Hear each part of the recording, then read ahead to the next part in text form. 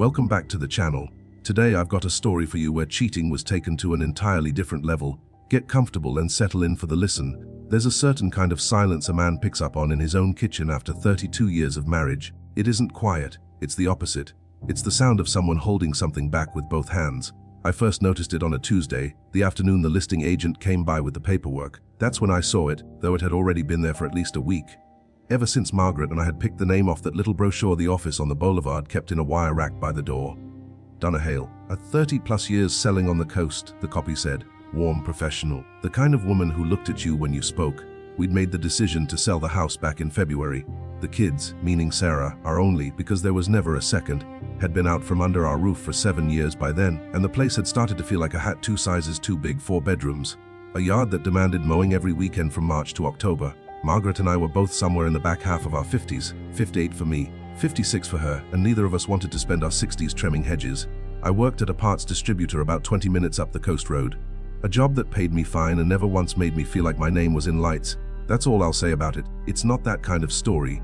The kind of story this is the kind where you wake up one morning and discover that the woman whose face you've watched across a breakfast table for 3 decades has a whole other set of faces you've never met. Donna came to the house on a Tuesday afternoon. And at first, I just liked her. That was the trouble, I liked her straight away. You must be the husband, she said when I opened the door, and I must be Donna Hale. Margaret's around. Kitchen? I'll get her. She put out her hand and I shook it, maybe 62. Silver hair cut short. That kind of tan you get from the shoreline, not a tanning booth. She had a leather folio under her arm and a set of keys on one finger. Like she'd been doing this long enough that it was muscle memory. Come in, I said. Margaret, the agent's here. Margaret came out of the kitchen wiping her hands on a towel, and I watched her stop. Not a hard stop, the kind you'd miss if you weren't her husband. 2 steps into the living room, a half-second catch, and then the smile she puts on for people she's decided to like. Hi, she said. Margaret, said Donna. Thanks for having me. Thanks for coming. I thought we could sit at the dining table if that works. I have the agreement, a few disclosures shouldn't take an hour. That's fine, Margaret said. We sat. Donna went through the paperwork the way someone does when they've done it 10 Zerhosen times and still want you to understand what you're signing. She talked about the neighborhood, the market on our stretch of coast. She asked what we loved about the house. I started talking and noticed Margaret wasn't. It's been a good house, Margaret said when Donna turned her head. I can tell you've kept it beautifully, Donna replied. Thank you. The listing price I'd suggest is on the second tab there.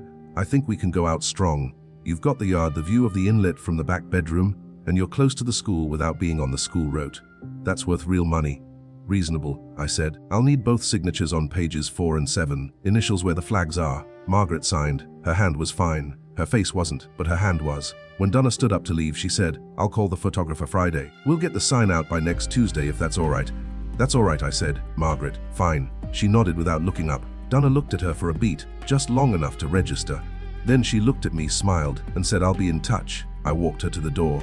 When I turned back, Margaret had gone into the kitchen and closed the door behind her, which was something we'd never done in our lives. I gave it 20 minutes, then I went in. You didn't like her, I said. What? Donna, you didn't like her. She was fine. You went stiff the minute she came in the door. I didn't go stiff, you went stiff. Ma, I don't know what you want me to say. Say you know her. I don't know her. You've never met? No, never in your life. Nate, what? I had a long day. That's all. Okay. Don't okay me like that. I'm not okaying you. I'm saying okay. The woman's going to sell our house. I don't care if you don't want to be her friend. Good. Good. I let it go. That was my mistake, if you want to call it that. I don't know what I'd have called it then. I'd have called it giving my wife some room. We'd been married 32 years. Giving her room was what I did. Over the next 3 weeks, Donna came by twice more, once with the photographer, once with the first set of showings on her calendar. Both times, Margaret found something to do in another part of the house. Both times, Donna noticed and didn't say anything about noticing, which was, I realize now, its own kind of information. On the third visit, a Saturday an hour before the first open house, Donna said, I was going to grab a coffee before the showing. You want one? I was going to stay. You don't need to be here. It actually goes better if the sellers aren't in the house. Buyers feel like they're trespassing otherwise. Come on, there's a place up on 9th. I looked for Margaret. She was in the back bedroom making a bed she'd already made. Ma, you want to go get a coffee? Donna's buying. No, thank you. I'll stay. Open house starts at 1100. I'll go walk on the beach. Okay, that was the first time I went anywhere alone with Donna Hale. The place on 9th was the kind of place you walk into and nobody looks up. She ordered black and I ordered black and we sat in the window. Your wife, Donna said. Yeah. She doesn't like me. She says she doesn't know you, does she? You're going to tell me she does. Donna stirred a coffee that didn't need stirring. Let me ask you something. How did you two pick me? Brochure at your office. I liked the picture. And Margaret? Margaret said fine. She didn't push back. She didn't push back. Ha. What's ha? Nothing. I'm being nosy. You're being something. I don't know what yet. Donna laughed. A real laugh, not a customer service laugh. I like you, Nate. You've said that 3 times now. I mean it 3 times. Okay. She took a sip. She looked out the window at the boulevard for long enough that I knew she was deciding something. I waited. In my experience, when a woman that age is deciding whether to tell you something, you wait. How long have you been married? She said. 32 years, kids. 1. She's getting married in 6 weeks to a nice boy, a kid named Evan. He's good. We like him. Yeah, Evan Hale. I stopped. I'd said it before I heard it. Donna set her cup down. She set it down very carefully. The way you set down something you've just realized is full. Evan Hale, she said. Yeah. Your daughter's fiancé is named Evan Hale. Is his mother named Donna? The air in the coffee shop, which up until that moment had smelled like coffee, stopped smelling like anything at all. His mother died when he was a baby, I said. That's what he told Sarah. That's what he told us. That's what he was told. Donna said. She was looking at me the way a doctor looks at an X-ray. Nate. Oh, Nate. What? I need to tell you something you don't know about my sister. I don't remember the walk back to the car. I remember sitting in it for a long time in the parking lot, both of us, with the engine off. Start at the beginning, I said. The beginning. All right. My sister is Margaret Eileen. She'll have told you she was an only child. She told me she was an only child. She wasn't, I gathered. Nate, I know how this sounds. I'm not asking you to believe me yet. I'm telling you what I know, and you can do whatever you want with it. I had a sister. I have a sister. Her name was Margaret Eileen, and she was 4 years younger than me. We grew up in a town about 90 miles inland from here. Our folks still live there. I haven't seen my sister in 30 years, 30 give or take a month. Why? Because of something I did. Margaret married a man named Paul when she was 22. I'd known Paul since I was 18. I was the one who introduced them, which I've regretted every single day of my life. Paul was not a good man, but he had the kind of face that makes you work very hard to believe he was. Are you hearing me? I'm hearing you. I started seeing Paul the year after they got married, for about a year and a half. It ended when I got pregnant with Evan. With Evan, Margaret found out, not about the pregnancy at first, about the affair. She found out from a cousin who saw us at a hotel. She filed for divorce from Paul and cut me off the same week. I don't blame her for that. I want you to understand, I have never, in any conversation I've had with my own self in the 30 years since, blamed her for that. But she didn't tell me any of this. She told me she was an only child. She told me she grew up on the coast. She didn't grow up on the coast. She moved here after her divorce. Our parents helped her.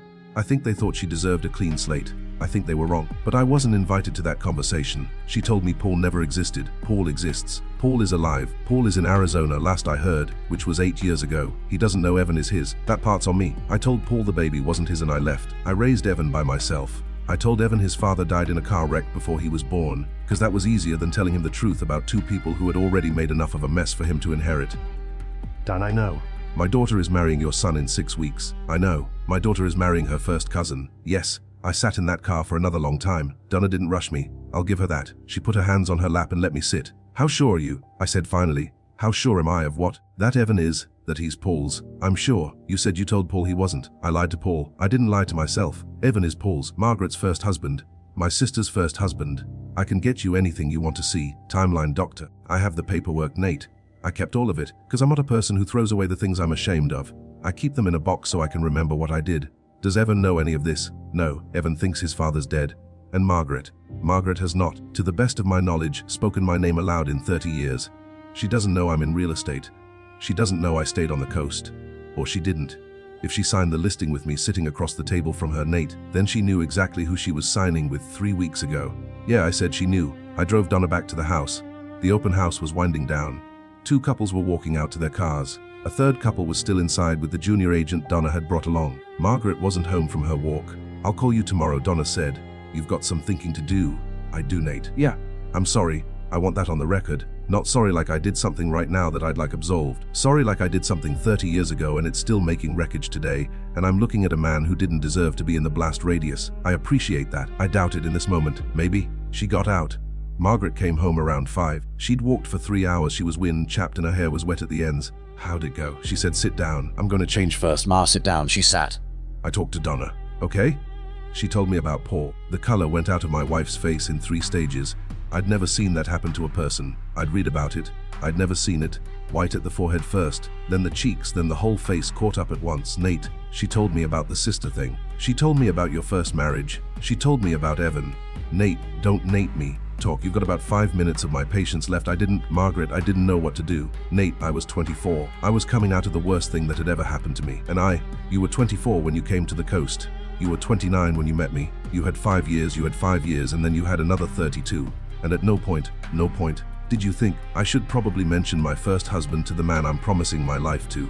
It wasn't like that. What was it like? I was starting over. My parents helped me. They thought it would be. Your parents, who I haven't sat across from at a Thanksgiving table for 30 years, helped you lie to me. It wasn't a lie. It was. Margaret, don't. Please don't.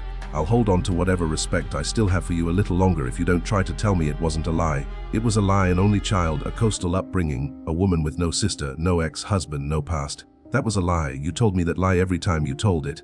And every time you didn't tell me the truth, which was every day for 32 years. Did I get any of that wrong? No. Thank you. Nate, please, our daughter is engaged to your nephew. Our daughter is engaged to your sister's son. Your sister, whose existence you hid from me. Whose son you hid from your daughter. Our daughter is marrying her first cousin in 6 weeks because you couldn't open your mouth. I didn't know until you told me just now. I didn't know Evan was. You didn't ask. How would I? You didn't ask. Margaret, you heard our daughter was dating a boy named Evan Hale, whose mother was a widow named Donna. And you didn't ask one single follow-up question in 18 months. Because if you asked, you'd have to face it. You thought if you kept your head down, it would miss you. That's what you thought. That's what you've been thinking since Sarah brought him home for Christmas the year before last. Nate, I'm going to the den. I'd like you to stay out of it tonight.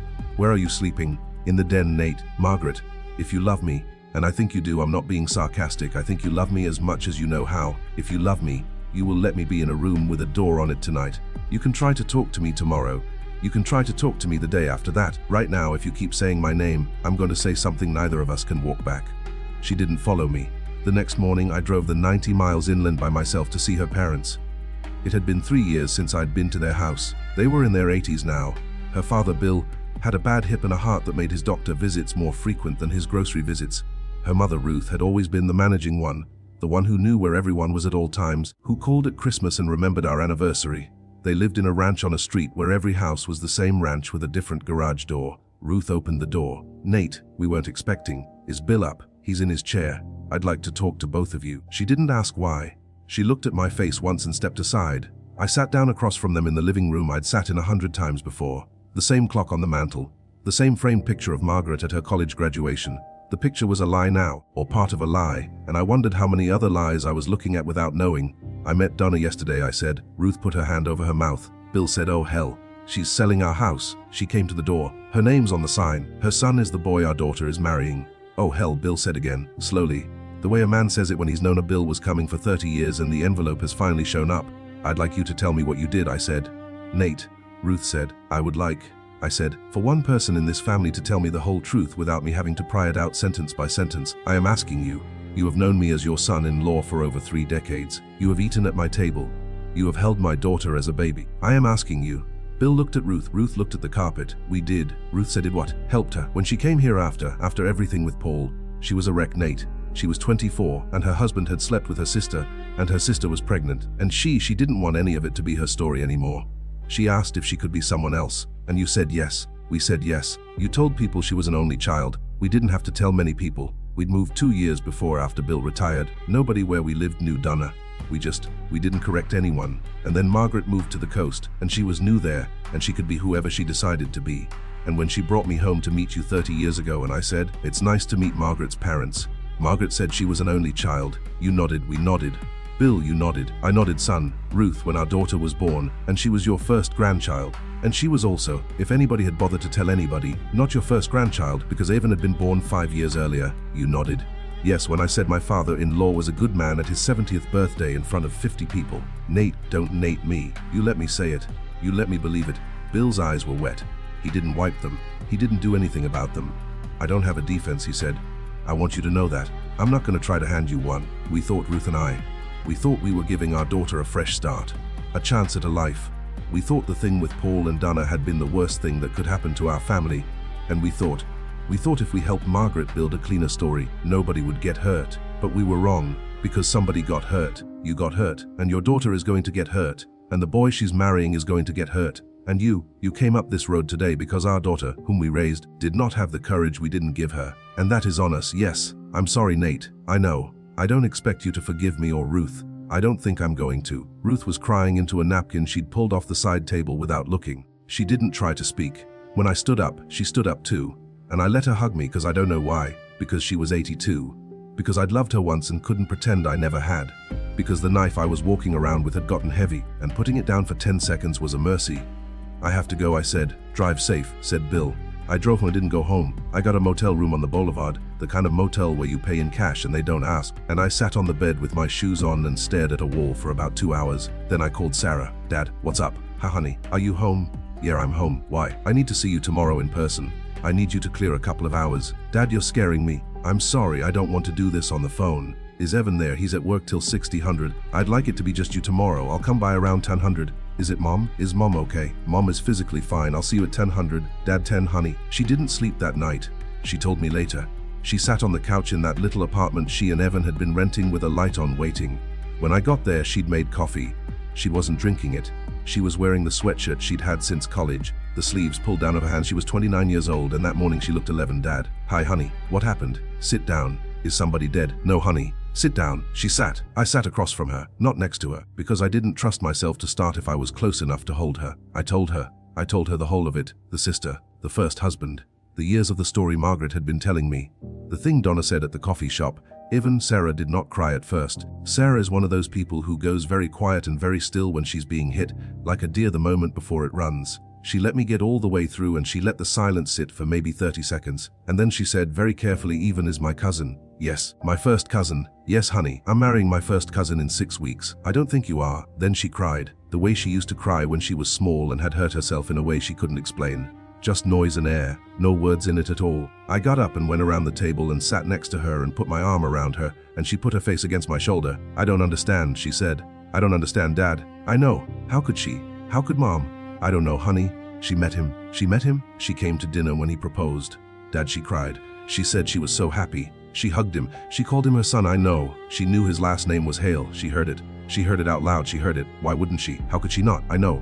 Does Avon know? Not yet. I wanted to tell you first. Oh God, he's going to. Honey, listen to me. Listen, I love you. I am on your side. Whatever happens with Evan, whatever happens with your mother, whatever happens with the wedding, I am on your side. I am your father. Do you hear me? Yeah. I am not leaving your side. Yeah. Okay. She wiped her face on her sleeve. She breathed in and out twice. Then she did a thing I will remember until I die. She straightened up. She took her phone off the coffee table. She opened it. She looked at her wedding planner's contact for about 2 seconds and she put the phone face down. Not yet, she said. I'm going to talk to Evan first, okay? Will you stay here till he gets home? If you want me to. I want you to. I stayed. We didn't talk much. I made her a sandwich. She ate half of it. We watched the end of a baseball game neither of us was following. Around 6:30, Evan's truck came up the street. Sarah stood up when she heard the key in the lock. Hey, Evan said. Hey, what's Nate? You okay? Sit down, honey, Sarah said. Evan sat. I'll say this about the boy. He's always been steady. He'd been steady the first time Sarah brought him home. Steady through the engagement. Steady at family dinners when Margaret would get too much wine in her and start retelling the same college story for the 4th time. He was steady now. Sarah told him. She told him the way I had told her, more or less, because I think she was trying to be me in that moment, because being me was the only way she knew to say it without breaking. Evan listened. His face didn't do what I expected. It did something quieter. He looked at Sarah the whole time. Even when Sarah said the word cousin, he looked at Sarah.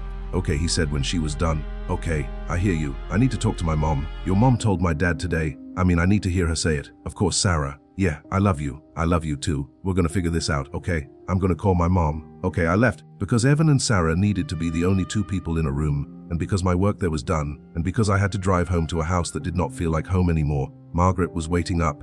Every light on downstairs. A mug of something cold in her hand. She'd put on a sweater I'd given her one Christmas years ago. I remember noticing that she'd picked that sweater, that she thought it would work. How is she? Margaret said. Don't, Nate, please don't ask me how our daughter is.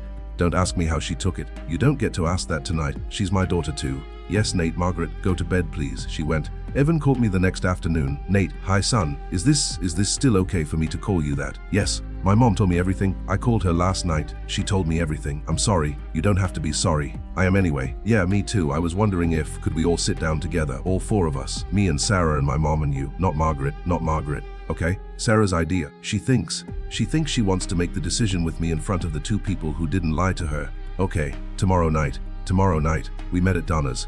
Donna lived in a cottage about 10 minutes down the coast from our house. which in hindsight explained why Margaret had refused to go to the farmer's market on Sundays for the last 6 years. Small place, 1 bedroom, a porch with 2 rocking chairs on it, a kitchen that smelled like bread.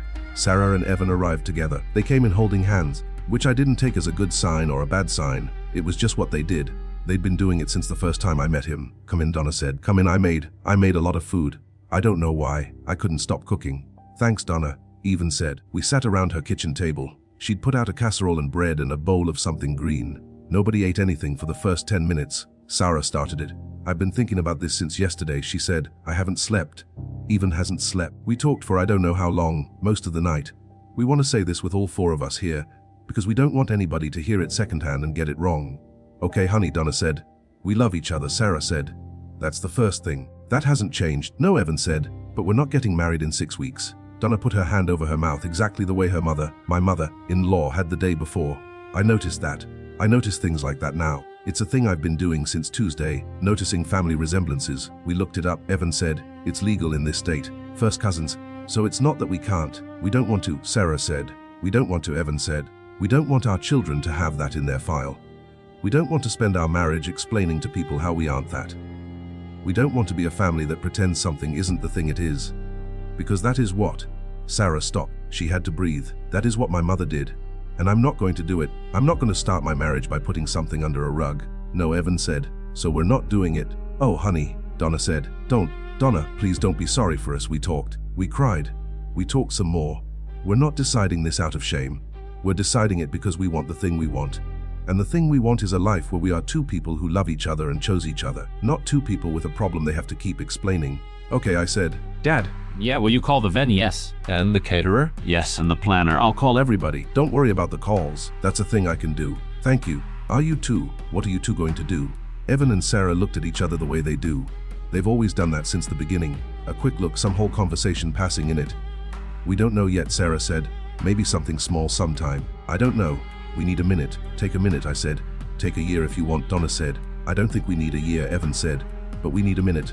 Donna reached across the table and took Sarah's hand. Sarah let her. "I wanted to meet you for so long," Donna said. "I've wanted to meet you for 29 years, I know," Sarah said. "I never thought it'd be like this, me either. Can I? If you don't want it, say so and I'll never ask again. Can I be your aunt?" Sarah started crying again, quieter this time. "Yeah," she said, "yeah." "You can be my aunt." I drove home at midnight. Margaret was still up. She asked me where I'd been. "At Donna's," I said. "With Sarah and Evan. At my daughter's aunt's house having dinner." "Nate, the wedding's off." Sarah and Evan called it off. Oh no, Nate. Oh, Nate. "No. They made the call, Margaret. They made it on their own. The boy is steady, and the girl is twice as steady. You didn't ruin her. I'll give her that much. But you came pretty close. And I want you to sit with that, please. I'm not talking about this tonight. I went to the den. I slept there. I slept there the rest of the week, and the week after that, and eventually I stopped calling it sleeping in the den and started calling it my room. Margaret stayed upstairs. We stopped eating together. She tried twice. I said no the first time and didn't answer the second. On the Monday after the dinner at Donna's, I went to see a lawyer. 32 years, she said. 3 decades of material concealment of identity and prior marital status. You have documentation. I have her sister. I have her parents. I have her, you have her. She admitted it to my face. Written, not written, said. Would she admit it in a deposition? She'd admit it. She doesn't have it in her to lie about it anymore. Not after last week. All right, we'll proceed on the theory that the concealment is admitted. Nate, I want to be straight with you. This isn't a normal divorce. This isn't a normal even split. Courts in this state take fraud in the inducement seriously, and what you're describing is fraud in the inducement on a 30-year scale. The fact that it's not a current affair doesn't help her. It hurts her, because an affair is a moment. This is a lifetime. Okay, I'm going to ask for a deviation from equitable distribution. I'm going to ask for the house, which is about to sell, correct? Yes, I'm going to ask that the proceeds come to you. I'm going to ask that her share of the retirement accounts be capped at what she would have taken if the material facts had been disclosed at the time of marriage.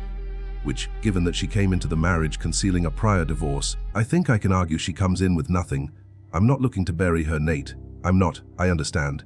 But you also aren't obligated to hand a woman who defrauded you for 3 decades half of what you've spent those decades earning. We can be proportionate without being cruel. I'll draft it, you read it, you tell me what to cut. But let me start strong. Start strong. Okay, starting strong. She did. Margaret got a lawyer who told her what my lawyer had told me, that she was in a bad position, that the court was not going to split things the way it splits a clean divorce, that she should take the offer. Margaret took the offer. The whole thing took 4 months from filing to signatures. No contest. Margaret, to her credit, and I want to say credit, because I do think there was some of it, did not fight, Her lawyer told me later that Margaret had said in the first meeting, "He's right, give him what he needs. I don't want this in a courtroom." The house sold in the middle of all of it. Donna handled it clean. She didn't talk to me about the divorce, and I didn't talk to her about it. She did her job. The day the buyers signed, she drove the papers over to the den I was living in, and we had coffee on the porch, and she said, "I hope you find a small place somewhere quiet." I think I will. Inland, I'm done with the coast for a while. I understand I moved inland about an hour into a 2-bedroom place in a town where I didn't know anyone and nobody knew me. I kept the equity from the house. Margaret left our marriage with enough to get by and not much more. She moved inland too, in a different direction. She moved back to the town where her parents lived, to a little apartment about 3 blocks from their ranch. She took care of Bill in his last year, which I didn't know about until Ruth wrote me a letter. Bill died in the fall. Ruth wrote me again. I wrote her back once, both times. Polite letters, short ones. The coastal suburb we had lived in for 30 years had been, in a way I hadn't fully understood until I was walking away from it, Margaret's life. I'd had a job and a wife and a daughter and a house. She'd had a whole ecosystem: the book club, the ladies' auxiliary at the hospital, the volunteer rotation at the food bank, the garden committee, the library board. She was on 4 committees and 3 boards, and she'd been on most of them for 20+ years. Within 6 months, she wasn't on any of them. I didn't do that. I want to be clear about that. I didn't make a single call. I didn't write a single letter. I didn't have to. The town was small the way coastal towns are small. Small enough that by the time I'd moved out, everybody knew why, and small enough that the version of the story that made the rounds was the true one. Margaret's name came off the masthead of the hospital auxiliary newsletter in the June issue. The garden committee quietly stopped sending her the agenda. The book club hosted its annual dinner at a member's house and didn't invite her. One of the women, a friend of ours for 20 years, a woman Margaret had driven to Chimo every Tuesday for 3 months in 2017, sent her a card that said, "We love you, but we can't be in the middle of this." Margaret told me that last part months later, in a letter she sent me that I did not answer. It was the only letter of hers I read and didn't reply to. Not because I was trying to hurt her with the silence, because I didn't know what to say. Sarah did not speak to her mother. Not that year, not the next. She wouldn't take the calls. She wouldn't open the cards. The one time Margaret drove to Sarah and Evan's apartment, this was about 8 months in, when Sarah and Evan had moved in together for good. Margaret sat in her car on the street for 40 minutes and then knocked on the door. Sarah opened it halfway. "Sarah, honey, no mom. I just know. Please." "I'm not ready. I might never be. I'm not ready. I love you. I know you do, honey. Mom, I can't talk to you yet. I can't. Please leave." Margaret did. Sarah closed the door. Sarah told me about it that weekend over the phone. She cried when she told me. She told me she didn't know if she'd done the right thing. I told her there wasn't a right thing. I told her there was the thing she could live with and the thing she couldn't. And the door she'd closed was the thing she could live with. I told her if the day ever came when she wanted to open it, I wasn't going to be the one standing in her way. I know, Dad, I mean that. I know you do. She's still your mom, I know. Whatever you decide is okay, I know. The grandchild came a 1.5 years after that. A boy. Evan and Sarah had gotten married a few months earlier. A quiet wedding at the county courthouse with Donna and me in the witness chairs and 4 friends in the gallery. No father-daughter dance. No first song. Sarah in a dress she'd bought off a rack. Evan in the jacket I'd given him for graduation from his master's program. They served cake in the back room of a restaurant that evening. That was the whole thing. She didn't tell Margaret she was pregnant. She didn't tell Margaret she'd had the baby. She didn't tell Margaret the baby's name. Donna and I both heard about it. We were in the delivery room's waiting area together, which is a sentence I'd have laughed at a year earlier, and we both on our own did not call Margaret either. Sarah had asked us not to. About a month after the christening, Sarah wrote her mother a letter. She sent it to the little apartment near Ruth's. The letter said, "Mom, I had a son. His name is Henry. He was born on the 19th of March. He was baptized 3 weeks ago. He is healthy. He is good. He looks like Evan. I'm not ready to see you. I'm not ready for him to know you. I don't know when I will be. I wanted you to know he exists. I don't know if I owed you this letter. I wrote it anyway." Margaret wrote back. Sarah read it. She folded the letter. She put it in a drawer. She didn't answer it. Donna and I developed a friendship I hadn't seen coming and didn't try to name. It wasn't romance. I want to be precise about that because I know how these stories usually go. We were in our 60s, both of us. We'd both been married once to people we shouldn't have been. We'd both been lied to. Different lies, different decades, but both of us knew what it was to find out late. Donna was my daughter's aunt and my grandson's grandmother and the woman who had, in a certain unfair framing, set the whole mess in motion 30 years earlier by doing something she'd been paying for ever since. We didn't date. We had coffee about once a month, sometimes lunch. I drove to the coast for it, or she drove inland. She asked about the grandson. I asked about her work. We talked about Bill's funeral, which I hadn't gone to. We talked about Ruth, who had stopped writing me the year Bill died and started writing me again 6 months later. We talked about Sarah and sometimes about Evan, and once, only once on a summer afternoon a couple of years in, about Margaret. Do you ever see her? Donna said, no, not at all. No. Do you think you will? Sarah will see her before I do. If Sarah sees her, and you, I don't know Donna. I don't think I hate her. I don't know if I don't. It's still too close. It'll always be too close. Maybe. I miss her mate. I know you do. That's the part nobody will say to me. I miss my sister. I miss the woman I hurt when we were both young enough to know better, and I did it anyway. I've been missing her for 30 years. I'm not going to stop because she's now also the woman who hurt you. I know how that sounds. It doesn't sound like anything bad, Donna. She's your sister. She's going to be your sister the rest of your life. You can miss her and still think she was wrong. Those aren't the same problem. Thank you for that. It's just true. 2 years became 3. Henry learned to walk. Sarah and Evan moved into a small house about 20 minutes from mine. I saw them every other weekend. Donna drove in for holidays. Ruth came down once for Henry's 2nd birthday. A careful visit, shorter than she probably wanted, but she didn't push. Margaret didn't come. Sarah still wasn't ready. The timeline on ready was Sarah's, and nobody was going to push it. Least of all me. And then it was Christmas. The 3rd one since the wedding that didn't happen. The 2nd one since Henry was born. I had bought a small place, a 2-bedroom ranch with a decent kitchen and a patio off the back. Nothing fancy. The kind of house a man with too much equity and too little need settles into at 60 when he figures out that rooms he doesn't use are rooms he has to clean. Sarah and Evan and Henry came on Christmas Eve. Donna came that afternoon. Ruth had been invited. She'd declined. She'd written me a note that said, in her shaky hand, I wouldn't be a good time for anyone this year, and I don't want to be the ghost at the table. I love you all. Save me a picture of the boy. I took the picture. I sent it to her in January with my own note, which said, Merry Christmas, Ruth. He is a good boy. He is very loved. We ate around 6 a ham, because Avon had decided he didn't want turkey. Sarah had brought pies. Donna had brought the rolls and a casserole and 3 kinds of cookies.